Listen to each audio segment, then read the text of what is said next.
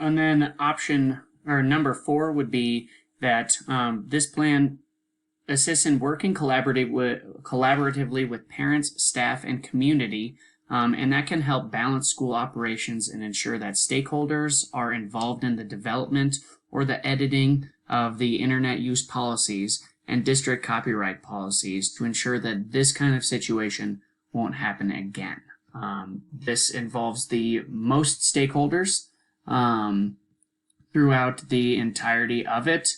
It makes it so that the copyright infringement laws are clear and that we are all working together to provide the best resources possible for the kids without doing it in a legal way.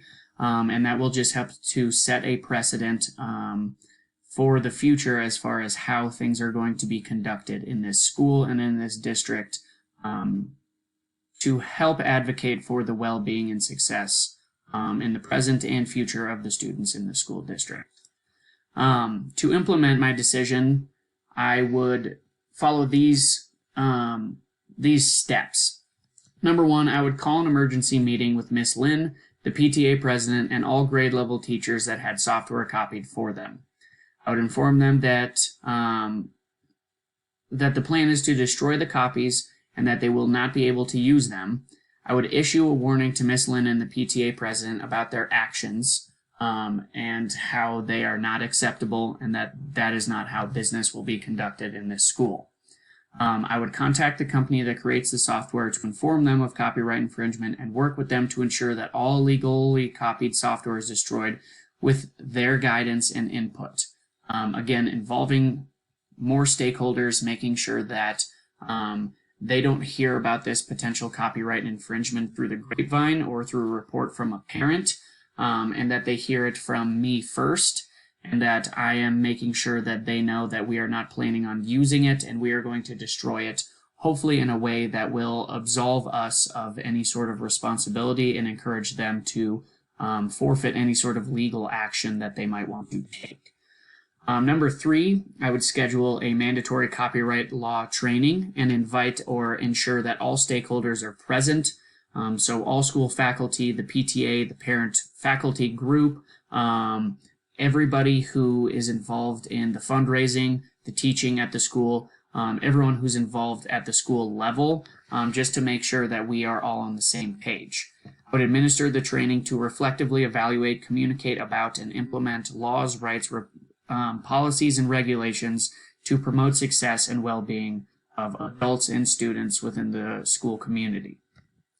From there, I would ask for volunteers and input to create a committee to brainstorm and implement additional fundraising events or sources of fundraising.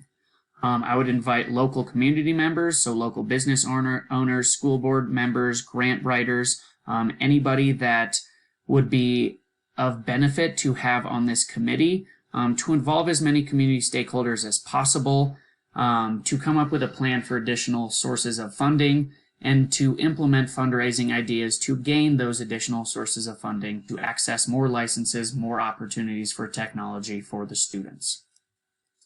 Some potential issues of the implementation of my decision.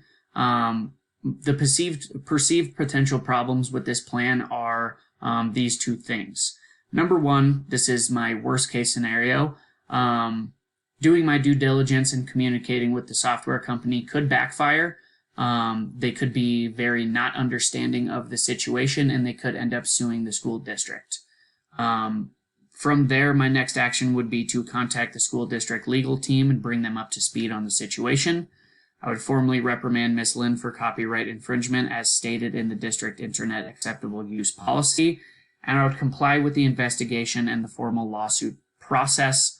There's not much else to do in that situation. The second issue that I could see coming up would be to have pushback from the faculty, the PTA, or other stakeholders on my decision overall to not use the copyrighted software. From there, I would remind them that the action was against the law and inform them of possible consequences of their actions. And I would work slowly to repair relationships with community and faculty by being supportive and positive during fundraising processes and to make necessary commitments to improve communication, technology, and school-level governance. My reflection for this project: while completing this assignment, I had to reflect critically on previous modules and assignments to determine the best course of action for dealing with potential copyright infringement lawsuits.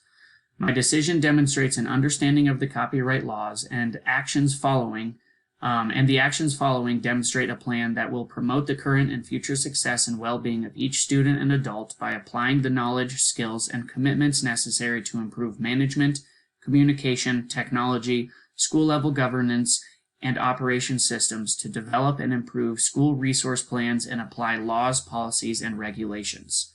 By not allowing my staff members to break copyright laws, regardless of the intentions, it demonstrates that I can reflectively evaluate laws, rights, policies, and regulations to promote student and adult success and well-being.